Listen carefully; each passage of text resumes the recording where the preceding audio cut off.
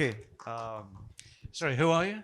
Well, I'm still trying to figure that one out. Hopefully by the end of the session. So my name is Savail Hussain. So not Najam Sethi. Okay. So let's start. So basically the conversation that we were, planning to have today relates to leadership, and particularly, the art of captaincy through which leadership is then demonstrated. So I wanted to begin with asking all three panelists, and we can start one by one.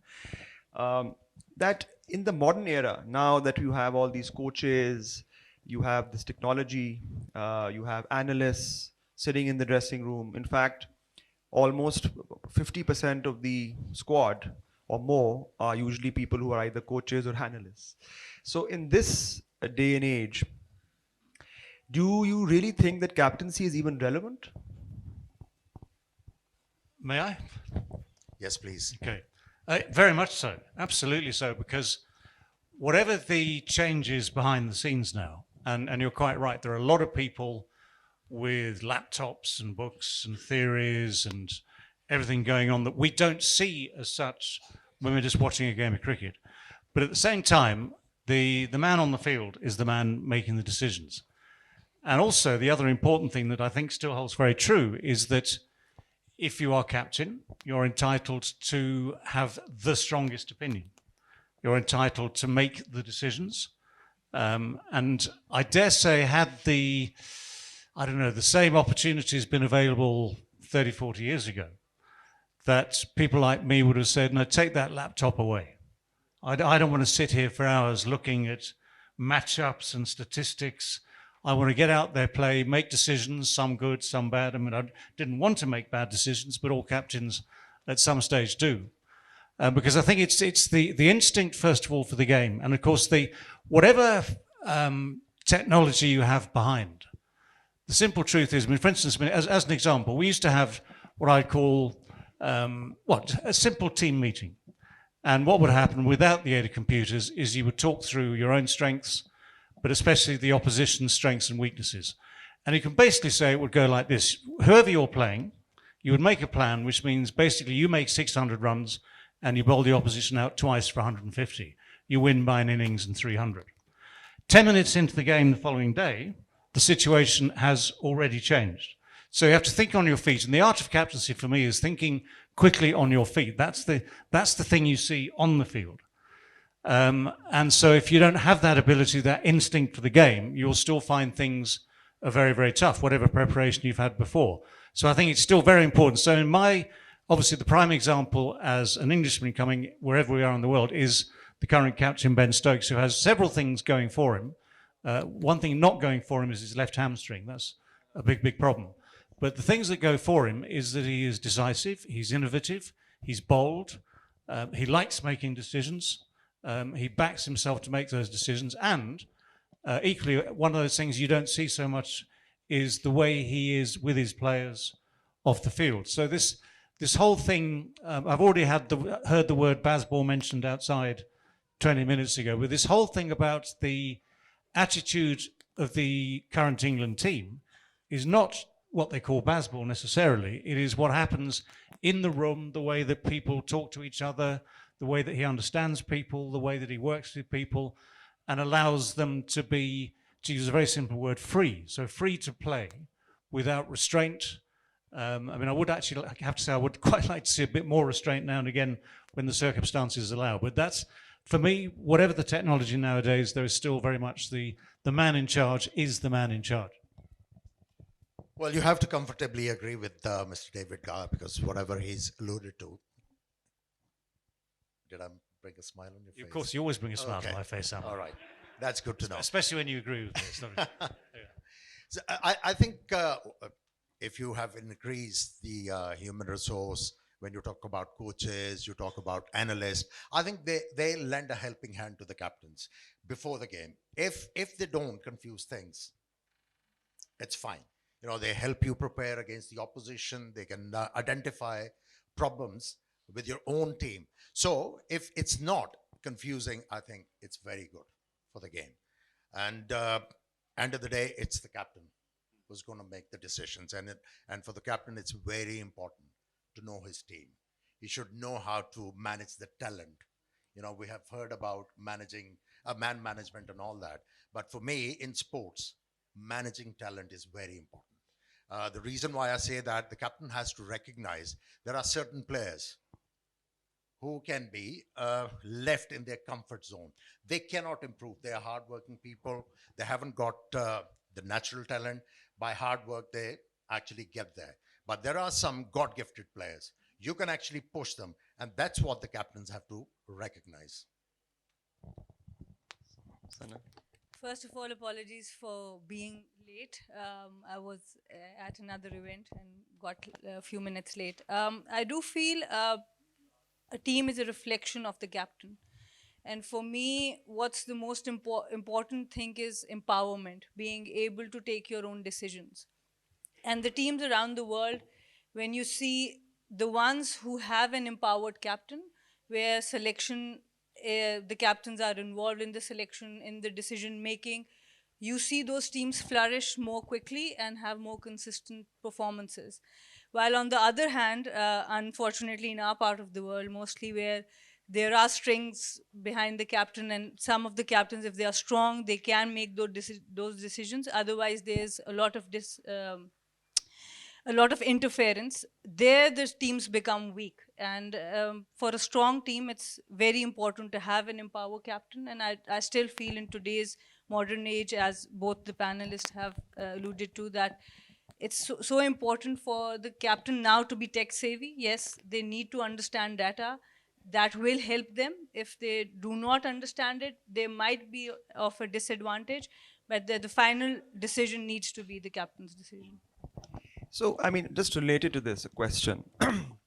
We often talk about the selection committee. So we saw that recently in the Pakistan-England series here, where the selection committee was changed and the team was overnight changed. And from what we've heard, even the captain and the coach were not informed till the last minute, right? Including the strategy that you have to play 2 spinners and fast bowlers and so on.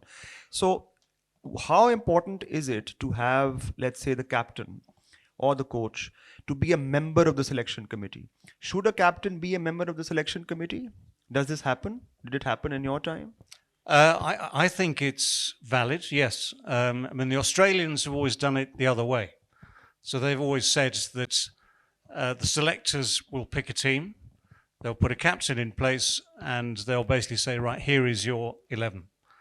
And that takes away one little bit of pressure, which is if the team knows the captain is part of selection, each individual has to work out his own relationship with that captain. So if you're not getting on well with the captain, for whatever reason, your fear is that that same captain might well drop you. So that is a link which they remove. Personally, I think it's better that you take responsibility as a captain and you have influence on the people you're going to lead, because in the end, the 10 other men that are with you, in my case, the rest of your team, you have to have faith that they are the people you want.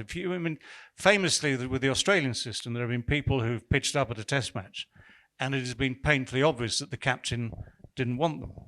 And in fact, I think there was a confusion one year when we were playing the Ashes, sometime in the 80s it must have been, I guess, early 80s, where the wrong Taylor arrived at the Sydney Cricket Ground.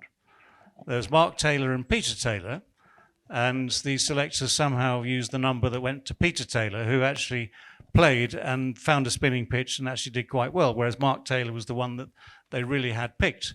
Luckily for Mark, he got picked again and made a lot of runs and became one of Australia's great players. But I think it's important to be involved.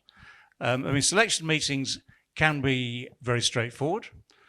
They can be, the first part, normally is 8 or 9 names spring onto the page straight away. I'll tell you one little story. There was a tour of India which I led in 84, 85. What we used to do actually is rather nice. It's very, not necessarily the same nowadays in the current generation. We used to have a very nice meal with some very nice wine at a very nice hotel. And after all that, we'd discuss the 16 names that we needed. So again, 16 names for a tour party. And what happened was this: we sort of picked the first 12, 13, 14, 15. Then we needed an all-rounder to play some Test cricket, to play some one-day cricket, to be a sort of general man to fill in the gaps. And I took advantage of the selectors being a little weary by then to suggest my best friend, who is a fellow called Christopher Cowdrey, son of Lord Cowdrey, son of Colin Cowdrey. So we managed to put him in on the tour sheet, and I rang him 10 minutes after the meeting. He said, "Guess what? You're coming to India with us." And he said, "Well, how on earth did that happen?" His words could be translated elsewhere, but he said, "How on earth did that happen?" I said, "Well, if you can't pick your mates, who can you pick?" So in the end, he actually did a pretty good job playing all 5 test matches. But there's always that negotiation. And if you've ever been part of a selection committee, you will know that sometimes it's like anything political. You have to maybe give up on one to get someone in, to get get another one in your favour. So there is a bit of horse trading, I would describe it as when you're picking teams. But my guiding principle, you do need to be involved. So, Aamir, you can tell us a little bit about your experience, like some stories about how. Once you are exposed in such a situation, as a captain, you become irrelevant. As a captain, you need to command respect of the players. As a captain, you need to show your authority. Well, if you're not making the decisions, there is no authority. And the players, they can actually take leverage, and they'll be indisciplined and so many things. But having spoken about it, first thing first, I think people at the helm of the affairs, they need to learn how to appoint a captain. And that has been missing. When you do the knee-jerk reactions, you will be exposed to these conditions. When you are actually selecting a player, he doesn't have to be your best player. You have to pick somebody who's tactically and technically very strong. Once you are able to decipher that, then you make that decision that, okay, you are going to be the captain and you'll be making most of the decisions. And this is the empowerment I think Sana was talking about. So I think Pakistan Cricket Board needs to learn how to appoint a captain.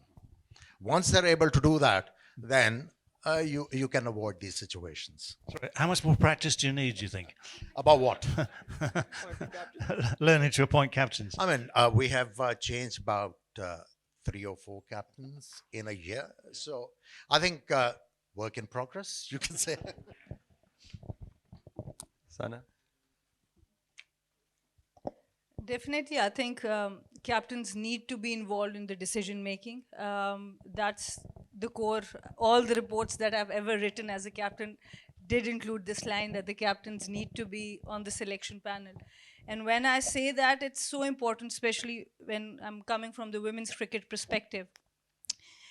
Initially, for the first 6, 7 years, most of the selectors were male. So we had male selectors who didn't follow a lot of women's cricket around the globe. So they won't understand what the requirement was. They were selecting the team rightly in their head for a men's team maybe. For example, there's a bit of a difference. So we didn't have pace bowlers like Shoaib Akhtar or high pace bowlers, but the strength of the women's team was swing bowling. For example, 2 of the best swing bowlers I ever had were Kanata Jalil from Ahmedabad and Asmawi Iqbal from Multan. So that was the tactic we would use to get batters out, because we never had an express pace bowler that would actually disturb an Australian batter or an English batter, because they already have played bowlers faster than the speeds we could offer. So it's so important to understand the challenge, what the challenges of the opposition present, and what are your own weaknesses and strengths. So to understand that, it's very important to not only know the domestic landscape, but the international landscape of what you're competing at. And I do feel the captain and the coach, they, especially in the era where there was not a lot of women's cricket, for example, on television, or we didn't have a lot of video analysis to know what the other team offers. It was only the captain, the coach, or the senior players who would be touring those countries and know what the players do. So it's so important to have that eye. And then, of course, to make that combination, the best 11 out of the 15, there has to be a structure to that team. And I do feel the captain's vision, the coach's vision becomes very, very important. and in the countries where you won't have a captain on the selection committee, like Australia maybe, or England, where the teams are still successful, it's because their communication between the captain, coach, and the selectors is flawless. In our part of the world, the captain doesn't know what the team is, and they might just know through the media. So those are the missing areas that we really need to focus on. And if the intent is clear, if the team is only made to win matches, then it's easier. But if it's made to make media happy, or the people happy, or some other distractions, then it becomes unclear.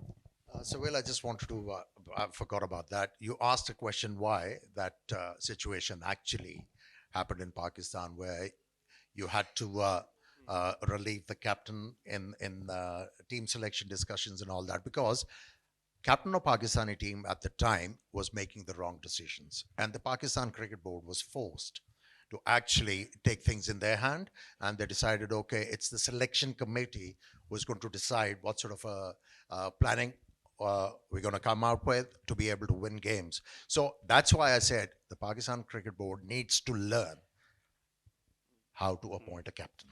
I mean, again, sticking to the question, it was fascinating to watch how things changed very rapidly. Yes. So it was an emergency situation, yes. Absolute emergency. I mean, Sana made a whole host of very good points there about you playing to your strengths, including playing to your strengths.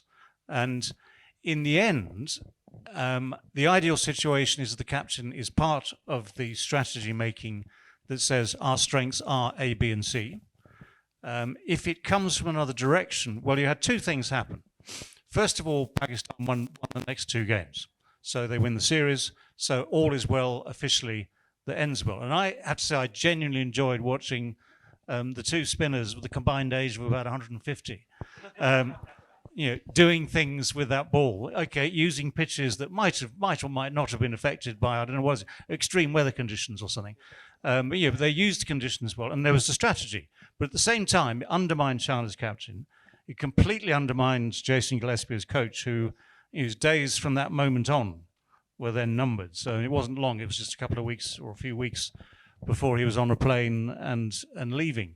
So again, the point about communication, Sana's point about communication being so important, that is your ideal. So if you have a captain, a coach, and the various other staff, if they are all communicating effectively, then you have a very good, strong management team. The moment you have discord, it just makes it harder, which in a sense makes it all the more remarkable that the turnaround we watched in October happened in the way it did. Yeah, those two spinners you were talking about who bowled 150 overs, they were actually dropped because of, because they actually failed the fitness test. Yeah. And then, no, don't get me started. Don't get me started. And then you talk about communication. You talk about communication and undermining a captain and make him irrelevant. Remember, there was a third spinner played in that particular test match, the leg spinner. He was a missing person, wasn't he? He only bowled 3 or 4 overs throughout that test match. So that shows you there was no communication. Okay, so another aspect to the to captaincy is that, with captaincy, obviously there are pressures. There's also, you have to focus on what you have to do on the field. You have to plan. You have 100 things going through your head. So how did you guys, for example, all three of you went through this?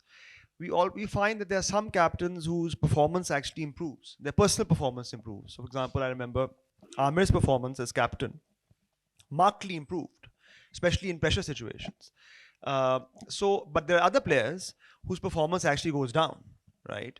So how do you kind of create that balance between, keeping the mechanism in your head clear while also performing? Well, Aamir, of course, is a very determined character. And one should argue that you shouldn't need any more incentive to be as good as you can on any given day. But captaincy gives you that extra, shall we say, fillip, a little bit of something to say, well, if I can't do it, how can I ask others to do it? So you are, shall we say, emboldened by that, or given a bit of a fillip. But I mean, there are so many other factors. And I mean, I can use myself as as an example of across 4 different series, when I first was appointed captain in the mid-80s, you had 4 utterly different sets of circumstances. So one of the things that always sticks in my mind is the great quote from Richie Benaud, which is captaincy is 90% luck and 10% skill, but don't do it without the 10%. Don't even try it without the 10%. So my luck was that the first series I was appointed was against a side called the West Indies. And they were mighty, mighty good. And you can't really say, do you mind if I do it next year? So when someone rings you up and says, would you like to be, we'd like you to be England captain, you can't really say, well, no, sorry, not against the West Indies, but I'm very happy to do it against someone else completely different who isn't quite as good. So in that series, we lost comfortably, and my performance wasn't great. In the next series in India that winter, we won, and my performance was okay, but nothing special. The next series was against Australia Ashes in 85 at home. Everything fell into place. So we win the series, and I made, dare I say it, a record number of runs for an Ashes captain in the UK. So that is the absolute peak. And then unfortunately, I've always chided the English Cricket Board for this. They made us go back to the Caribbean to play the West Indies again, which in the space of 2 years is patently unfair and very bad for your record as a captain. So anyways, we lost again there, but at least I averaged sort of best part of 50.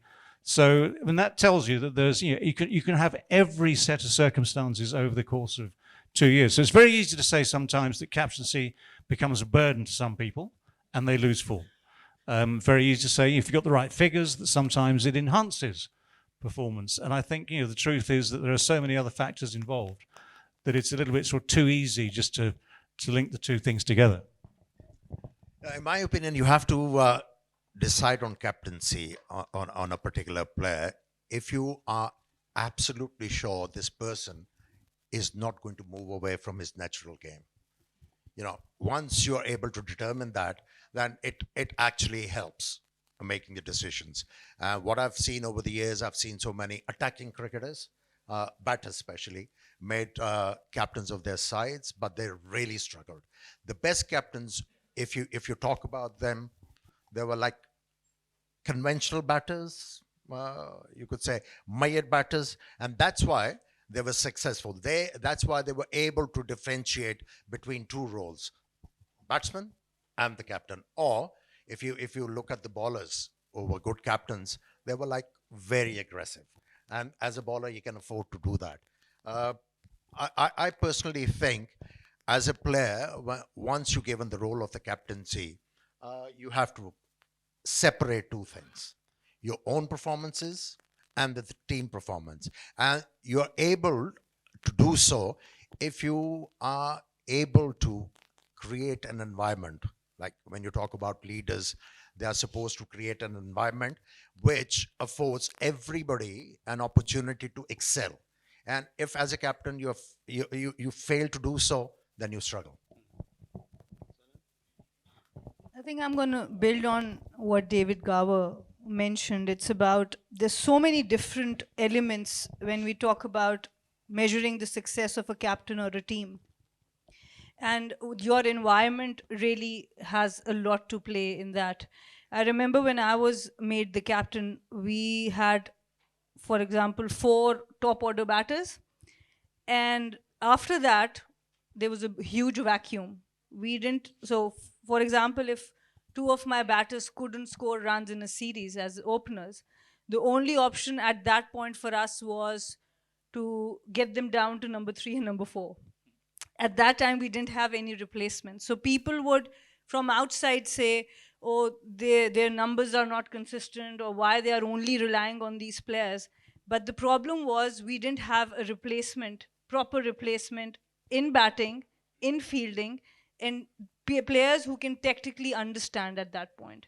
So my style of captaincy at that point was very different to what it was after 6 years or 7 years, when we had that luxury to drop a player or bring a player in.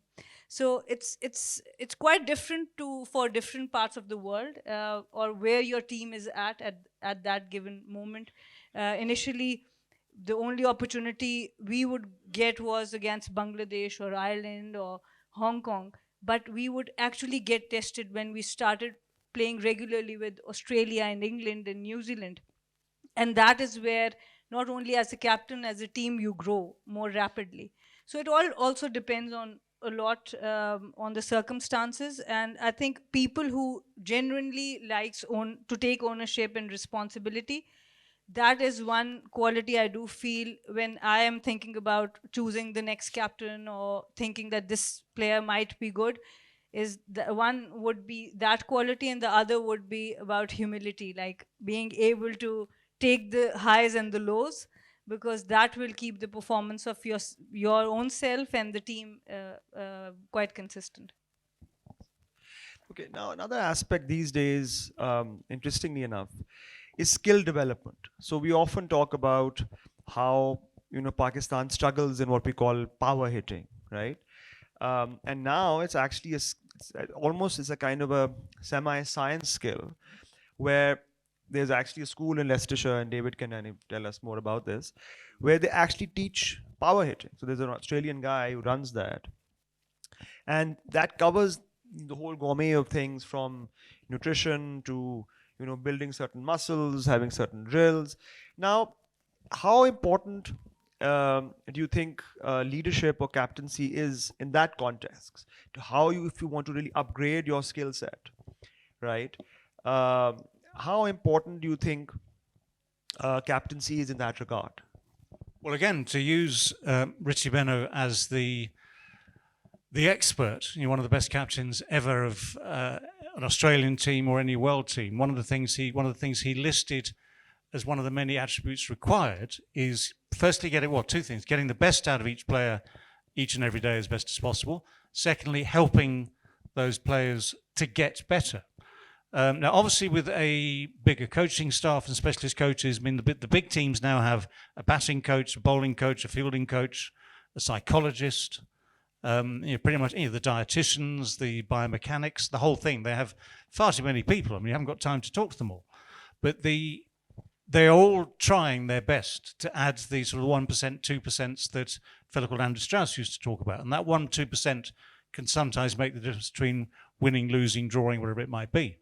But as a captain, you can obviously, one of the arts of management, so captaincy, leadership in general, is delegation, is knowing when to be involved and when to let someone else use their skills to get what you need as a leader from an individual or from the team. So if you've got all these people, you can basically say, off you go, take A, B or C, X, Y or Z into the nets and teach him to do this, teach him or her please to do this. So that's all going on around you. And that sort of, I'd suggest to be slightly peripheral to the role of the captain, but you've got to endorse and you've got to approve. So for instance, if as a captain you sense that someone is being pushed in the wrong direction, then it's your responsibility to yourself and your team and that individual to step in and say, I'm not sure this is the right thing. I mean, the power hitting thing, of course, comes in much more in the context of white ball cricket. And in fact, just to bring up that point, we had a guy, excuse me, it's not me, I promise you, you just cannot trust technology. Can I borrow that one? Sorry. You'll make far more sense now, Aamir, it's fine. Excuse me, sir. Yeah, so it's okay. Yeah, sorry, we're old friends, don't worry. So the power hitting thing, we had a guy actually at Hampshire when I was playing there in my last couple of years called Julian Woods, who was a strong, well-built young man, a stroke maker, who Hampshire sacked at the age of 22, 23. And I remember him ringing me saying, what do I do next? I said, well, I don't know. Things will happen. But whatever you do, just look ahead to a bright future somewhere. And he suddenly pitched up 10, 15 years later as a power hitting coach with a specific set of techniques, which, let's face it, I mean, Aamir has proper arms. Mine are only half arms. Whatever training I would do in terms of potential power hitting, I was still better off playing my wind. If I tried to hit it 90 meters, everything went wrong. Every now and again it would go right. Timing is the whole thing we call timing would come into play. But as I say, all these things are a question of how you fit it in to your strategy as a leader. And of course, the way Test cricket is played now, which is I think important and very, very valid is that because there are teams now in England have tried to lead the way, they're trying to entertain. They are using these techniques in the context of a test match as well as white ball cricket, and it's making it a much more interesting game to watch. So it is actually, we see not just the power hitting, but the ramps and the scoops. Anyone watching Australia the other day would have been amazed at an opening batsman, 19 years old, playing these ridiculous shots, and for once getting away with it, and then 2 or 3 times not. So it's a new dynamic which people of a certain age have to try and get used to. And of course, there will be people coughing and spluttering and throwing things at the screen when they think that things are happening which really shouldn't be happening in test match cricket. But you have to somehow keep a broader, more open mind in an era where it's important to make it watchable. I think there's something wrong with it. Anyways, to further the discussion, I think you're talking about keeping abreast of the contemporary demands of the game, how to follow the new trends. I think it's very important to forge past with the future. If you're able to do that, then decision makings become very easy. To answer the question of power hitting, I think to be able to improve your skills, you need to select players who are coachable. People who are not coachable, you're asking for the moon. You need to have coachable people who got good technique and they have that room for improvement. There are certain players, like I alluded to earlier, they are limited players. You can't really force them to be the power hitter and all that. And for me, power hitting is not all that important. As a player, if you're able to maneuver length, if you have the ability to score 3 boundaries or 2 boundaries every over, forget about hitting sixes. So the thing is, I think it's necessary nowadays to have that skill of six hitting. But at the same time, we have to encourage players to improve their techniques. That's what is very important. Rather than following the new trends, first thing first in Pakistan is to emphasize that players should have good, solid technique. If the players have good technique, then, there is a lot of room. Other than that, we are wasting time. And this is where the debate comes in about T20 cricket and Test cricket. And it's so important to have that base covered with technique, and then you can add on as a skill set different techniques, the lap shots or the reverse sweeps or the pedal or the power hitting. But the most important is the basic of the game. But now with the modern cricket, if you talk to a teenager, boy or a girl, all they want to play is T20 cricket. And that's a bit dangerous for cricket lovers like us, who would definitely want to watch more Test cricket or watch more ODI cricket. But yes, skill development is important. But the truth is, you can actually develop most of the skills by practicing more, not less. So Test cricket becomes very vital. 4-day cricket, 2-day cricket, that's vital. But with the limited overs, I do feel understanding your own strengths once again, and again that infrastructure.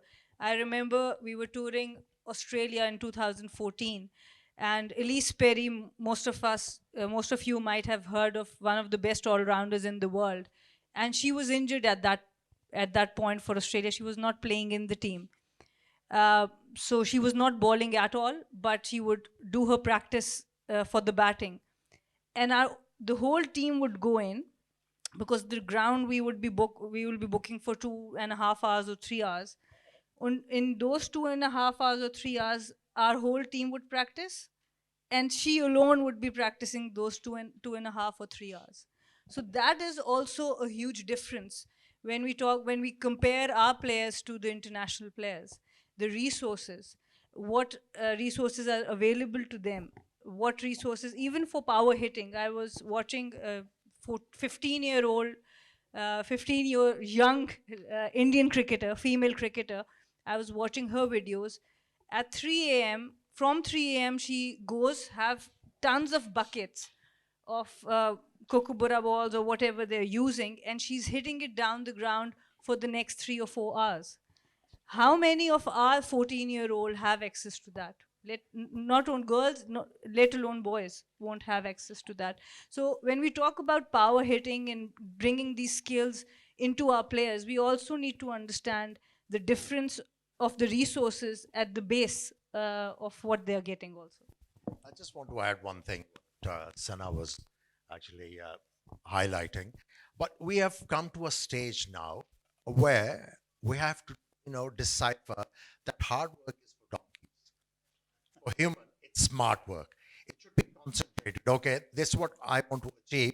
And for that, you need to have the technical know-how, and that's how you can achieve whatever you're looking for, not just by hard work. Yeah, I mean, it's interesting that, say, I don't know, 20, 30, maybe 40 years ago, there were players, very high quality players, whose simple basis of their game was defence. Yes. And then when white ball, well, it was still red ball cricket in those days, but when one-day cricket became more important, more common, they had to develop shots. So there was, remember Glenn Turner from New Zealand, who was one of those people that if he went to a county match at Worcester on a nice flat wicket, he could take all day and make 100.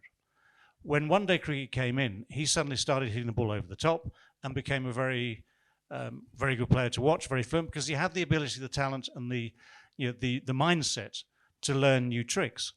So that's how people changed in those days. Even a fellow called Geoffrey Boycott, bless him.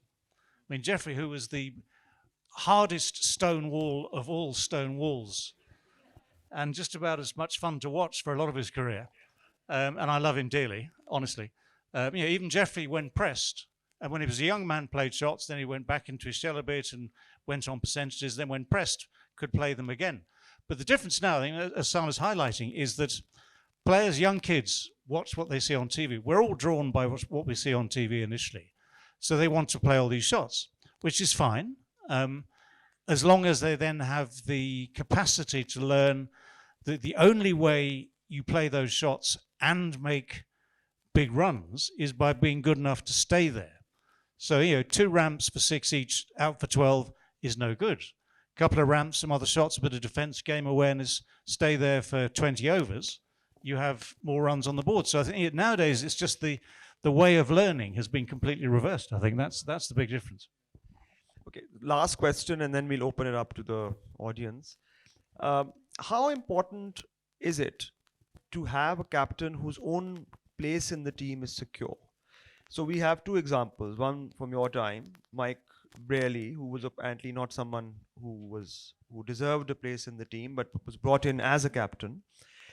In recent times, we have Shan, whose performance has been very middling, to say the best.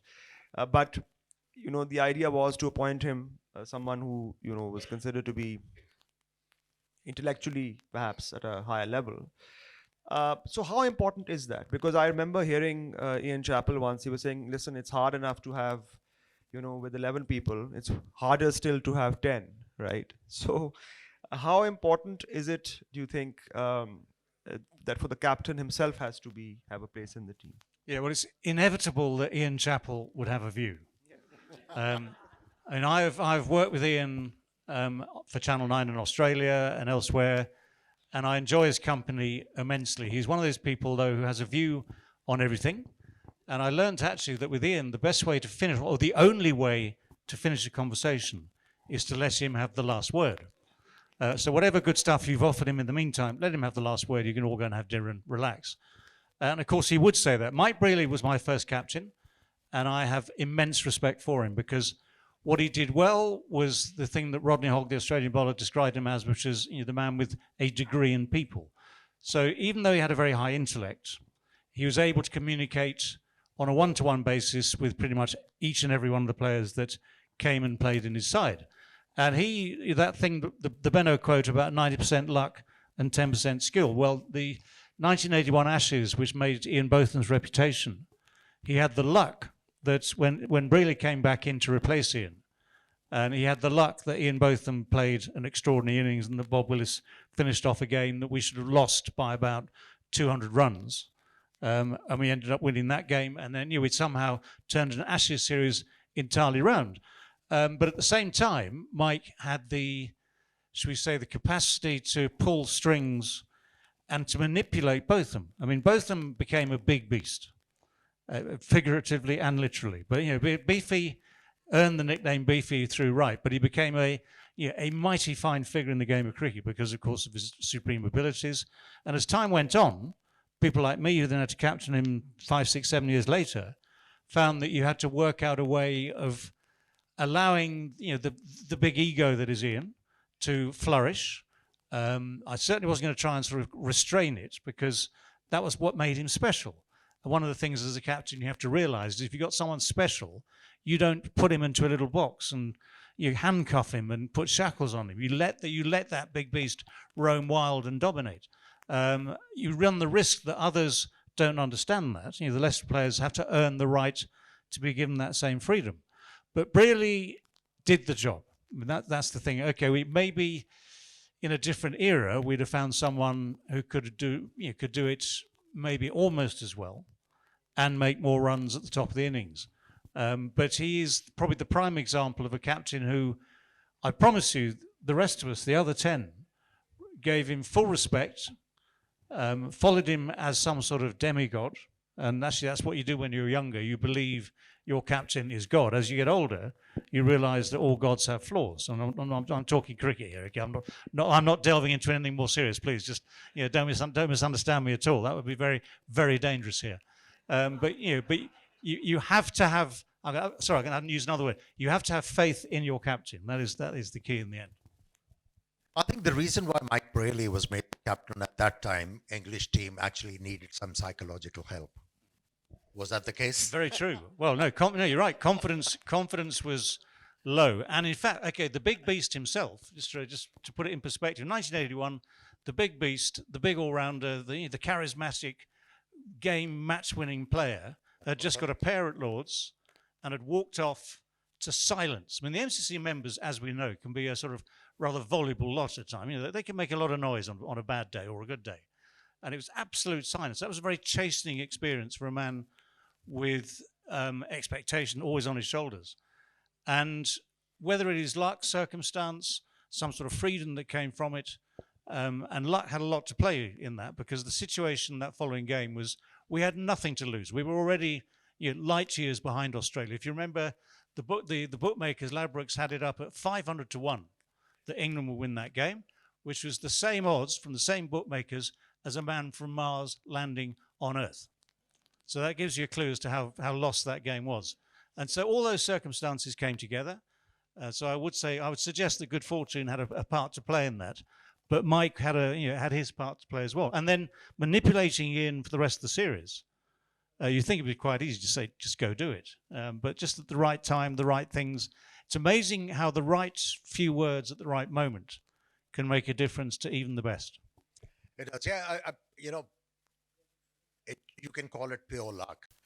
First 2 times I was made the captain, somebody has had to get injured. Once during the 96 World Cup, and then Rashid Latif during 98 tour. He got injured, and then I was given the reign of the team, and I became captain. I called Ian Chappell, and I sought his advice. The best advice I got was, don't worry about anything else. Try and upset the opposition captain. And I said, how can I manage that? I said, that's what you have to think.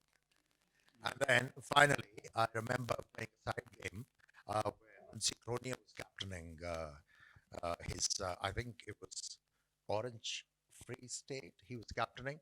And I asked Shoaib Akhtar and few others, just keep on bowling bounces. And, I think he was shattered. And when he actually came into a test match, his decision making was actually flawed. And we excelled from there. So I think for a captain, it's very important to have a very strong personality. And he should be well equipped to make the right decisions at the right time. Well, you've got to ask Sana. How nasty were you then, Sana? You have to ask people who have played with me, not off the ground, but on the ground. You can get quite near to being nasty because you're representing your country and you want to win, but yes, still pretty polite. But I do feel, I think as a captain, ideally you would want the captain to be performing to his or her best of her ability and lead the team. But leadership is so much more, especially in cricket. It's not like football. In cricket, leadership plays such an important role that sometimes when players lose form, but they have the ability to lead, they still are so valuable for the team. And I think that is the balance every team has to find out. Some teams will have those superstars where only you need to tame the ego and the strategies and systems are in place, while other teams you have to get a lot of the performances out of the players. So different kind of captains you would be needing for all those teams. Ideally, yes, you want your captain to be performing, like Aamir bhai suggested also, like if the captain is not performing, it's easier to get into the opposition's skin because their decision making gets affected. And in cricket, like as a captain, you are making 1,000 decisions in every game, because at the toss you are making a decision: who are you going to give the new ball to, who are you going to bring first change, which player is going onto the boundary or not. So if the captain's mind is not relaxed, the team's performance is compromised. So yes, the captains he needs to perform, but if they are secure in their place, then still it can work. Okay, so now we can open up to some questions. We have about 10 minutes. So we'll start with the lady over here. Hi, my name is Zunaira. What make a good captain? If the good play in the cricket, and what are the key quality that a good captain should possess? There are several things you have to be a good captain. It helps to be a good player, as we've just suggested, just agreed. It is backing yourself to make decisions. So basically, you're trying to make each and every decision as right as possible. It is having the confidence to deal with whoever is in your team, the empathy to understand who's in your team. Richie, again, I've been reading Richie a lot in preparation for this. And one of the things, so you always got to try and be ahead of the game. So don't follow the game. Don't react too late. You've got to try and, like a game of chess, think ahead. Hi, thank you. This is Fahad Zafar. My question is, how about having a super tech-savvy coach as a non-playing captain, using all the new technologies like artificial intelligence, engaging, even the fans, engaging in, all the technology aspects of. Yeah. I think it's already been tried. Where I think South African captain and Hansi Cronje coordinating with some earpiece and all that, and it didn't work. I think I personally believe the coach's role is before the game. Once you decide on a plan and you have a plan B to revert to, then it has to be left to the captain. And the captains, they need to be very intelligent. At times, whatever you plan, you have certain bowlers, they are not able to deliver those plans. And I've got so many examples like Shoaib Akhtar. If you gave him a plan, there was no chance that he's going to deliver. There was no chance because he was tear-away fast bowler. Azhar Mahmood, on the other hand, or if you had another fast bowler, if you ask them to do a tidy job, stall the game, they would do it for you. So as a captain, you have to realize what is the potential of your side. And if you're able to decipher that, you're going to make success. There is no question about it. I understand what you're getting at, which is as things move on, times change, and it's almost you almost turn it into a video game if you have earpieces and coaches and signs. But already you've seen it where some of the one-day games, there are these figures, these numbers are put up on the side of the ground, which we for years well, what's all that about? A5, that's the road that goes sort of northwest out of London and heads towards the Midlands. But why are they taking that road? And there's already a sort of movement towards it. But in a sense, at the risk of being very old-fashioned, I love the concept that the captain maintains power, has the power to make decisions to influence a game, and to run the game. I mean, yes, you can always make signs, but I would find it almost distasteful if all the tactics were coming in from a computer, not even visible on the ground. In a sense, that takes away the romance of the game, which is why, for instance, things like DRS is limited. So there's still there's still the important element to me that the umpires have a part to play. If it was all technology, then you could put a robot out behind the stumps at one end and out at square leg at the other end, and you could train them to walk in. Quite how the robot would deal with unfair play, I don't know. But the basic decision making could be completely automated, and that would lose the romance. I mean, tennis, for instance, coaching is just about to be allowed, but up until this moment, your player on court is not meant to be receiving instruction from the coaches 20 yards away. It's an interesting thought. Let's put it that way. But it's against my grain. But Sana's so young, though. She might love this, Well, I think it's down the road, we might be moving to it. cricket and soccer, two different sports. Should I say soccer or football? So you like it's the same. Game. Okay. Soccer. So basically, in football, the manager can make the call from the line, but in cricket, it has to be left to the captain. Very good question. You're right. It comes back to selection, which always comes back to the two things: quality of the player and current form. And I'll use both of them as my example again. Ian, normally speaking, if someone like Ian Botham, as a mercurial, talented, important player, is fit, you play him and you hope he plays well. We had a tour of the Caribbean 86s where he wasn't playing well. And I had one of those really short but important conversations as captain. I took him aside after a selection meeting, and I said, "We nearly dropped you." I didn't have the courage to drop him completely, but we nearly dropped you because he wasn't performing. Admittedly, in the Caribbean against the West Indies, a lot of people weren't performing. But it is, you do have. That's one of those tough decisions that at some stage you have to make. That if a player you think is not going to get you runs or wickets, then you have to make that call. Literally, and you phone him up and say, "I'm sorry, but someone else will play," and that is the hardest thing to do.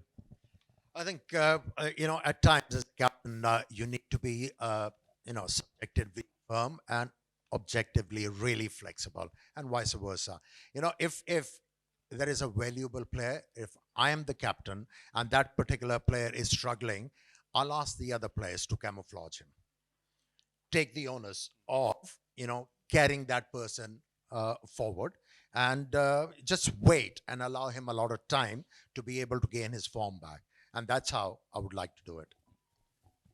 I think it's a wonderful question, because even though you want to play the sport to have that team spirit, I think that is what team spirit really teaches you. As a captain, as a player, you want to keep the team first. So, of course, when the players are not performing well, firstly, you would want to give them as much opportunity, as much confidence as you can, build them up. But as a captain, you are also responsible for the team's performance as well.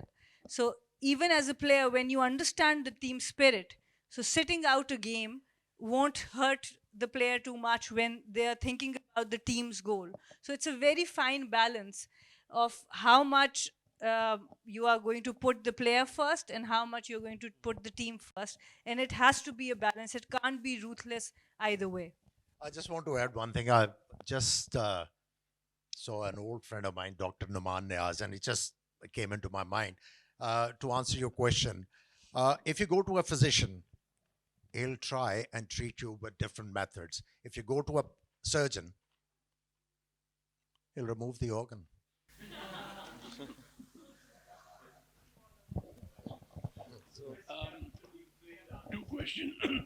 Two questions. One to the captains of Pakistan, that every time we lose a match or we lose a series, immediately the cry is sack the captain. The captain has lost the match. Also, preferably sack the collectors, and if possible, sack the chairman of the cricket board. But isn't the actual fact is that the team has lost. The other team was better, so you lost the match. So your reaction to that. And one question specifically to the captain of England. Right at the beginning, you spoke about good decisions and bad decisions that the captain has taken. You have a long experience as captain of England. Can you share with us one or two good decisions and one or two decisions that proved disastrous? Thank you. He's already alluded to one bad decision. Accepting the captaincy. I'll leave you to deal with the politics of Pakistan selection committees, chairman, and that whole thing. But I mean, I would like to agree with the first part of that question, because against the West Indies in the mid-80s, it wasn't always enough to say at the press conference at the end of the game when you've come second, I honestly think they were just better than us, because that is politically not enough in any era, let alone the modern era. In terms of good decisions, bad decisions, I suppose it's almost too easy to say when things go well, then every decision is good. I mean, my two most successful series were that Tour of India 84-85 and the Ashes series that followed back home in 85. So you need a bit of luck with things like the toss maybe, but that Ashes series was in the end won in the last two games. After 4 matches, 2.5 months, 4 matches, it was 1-1. We went to Birmingham for the 5th Test match. We got ourselves into a good position. Subconsciously, I would say, as much as consciously, because we lost a bit of time to weather, we had to play a game that pressed forward. So personally, yeah, a lot of runs. I have to double 100. Just want to slip that in just in case anyone had forgotten. Mike Gadding got 100, Tim Robbins got 100. Ian Botham comes in, hits his first ball straight back over the bowler's head for 6. And we put ourselves into a great position by deliberately pressing forward in a style that's more maybe suited to the current era, scoring at, say, 4 runs and over in that game. And then the decisions on the final day, where we'd lost time for rain through the morning, it's how you try and then manage the situation where we're running out of time. So, picking the right bowlers, bringing the fielders in, all those things with a bit of help from those around me sort of suddenly fell into place. To the extent we won the game, we then would go to the Oval to try and finish it off. Either win or draw gets us the Ashes. To lose would allow Australia to keep the Ashes. So obviously you want one of the first two things to happen. And you have that sort of thing. It's one of those little things. We got in position to make Australia potentially follow on. And as every wicket fell down the order, 7, 8, 9, we'd come together as you always do. I remember my players saying, what are you going to do? Are you going to make them follow on, or are we going to bat again? And my instinct was to say to them, my choice is that we will make them follow on.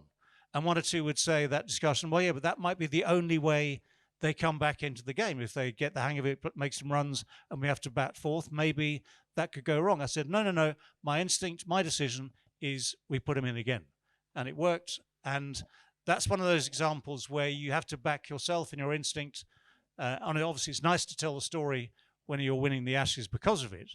Had it gone horribly wrong, then I'd have had to find something else to talk about. But there we are. That's. And as regards bad decisions, there are too many. There's a whole host out there somewhere. When you talk about Pakistan dilemma, the problem is we don't appoint people as chairman of the cricket board who actually come from sports background. They are learning at the job. And when they make decisions, they backfire. Like, I'll give you an example of Gillespie at the moment. You don't even think about why we need a coach. What is the requirement for the Pakistani team? Do we need a fast bowling coach, or we need a batting coach who should be heading the coaching panel? We just make knee-jerk reactions, then we have to make another decision. And we keep on making mistakes. And once, as a person, you keep on making mistakes, your media will exploit that. And then the ex-cricketers, they'll exploit that. And they will ask for your neck and blah, blah, blah. So if you make, I would say, well thought out decisions, I think we will not be faced with that situation anymore. people who are actually running sports should be having a sports background. And I do feel when we talk about one team was better than the other, the match is not lost on that day generally. It's the preparation leading up to that match. When we talk about an organization, uh, how much cricket is in the blood of all of us here, I feel that we are not preparing the teams better. For example, I'm just going to share the example of under 19 women's cricket right now. I know most of you might not know of it, not many people would be interested. But I was at the Asia Cup in Malaysia 1 or 2 months ago. And the Pakistan under 19 team, they were brought together just 21 days before that tournament. And we have a World Cup happening right now. From the 18th of January, the under 19 World Cup has started. Pakistan was beaten by Nepal in the under 19 women's team. The reason being, Nepal has been touring and preparing that team for more than 6 to 8 months. Our team only got together for 21 days. Most of them will only be eligible for selection this year. Well, while you look at Bangladesh women's under 19, in the last under 19 World Cup, they selected a team where 60% of them will be eligible for this World Cup. So just imagine how good those players would be in this World Cup. And when you look at the Indian players, I kid you not, couple of their openers can replace our main players in the main team. That's how much work and effort has been put at the grassroots level. So it's not only about players winning you match on the day, the captain's making a wrong decision or the coaches. And once your captain and the senior players understand that, they are thrown out of the system. And that's the problem. We lose that institutional knowledge. And that's why we lag behind and we keep on making these decisions. I think, Savail, I just want to say one thing to wrap everything up. Most of the people here, they got a hang of what should be done. I think next time, ThinkFest, you call the people at Helm of Affair to sit there and listen to people. That will bring about a change. Otherwise, it's going to be futile.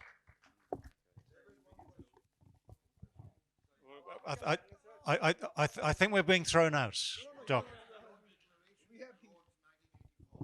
Yes. Right, yes.